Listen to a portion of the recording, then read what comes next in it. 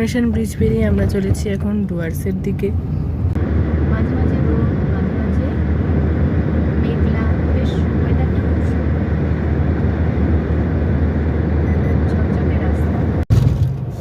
হাতে সময় ছিল এই গোটা দিনটা, সেই জন্যে সকালবেলা রোদ ঝলমলে আকাশ থেকে ডুয়ার্সের উদ্দেশ্যে বেরিয়ে পড়েছিলাম। ফেরার পথটা অবশ্য একটু অন্যরকম হয়েছিল।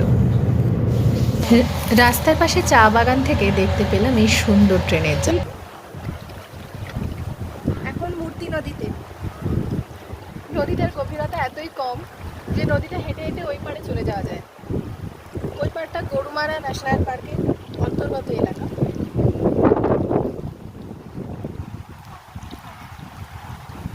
কি সুন্দর নদীর স্রোত।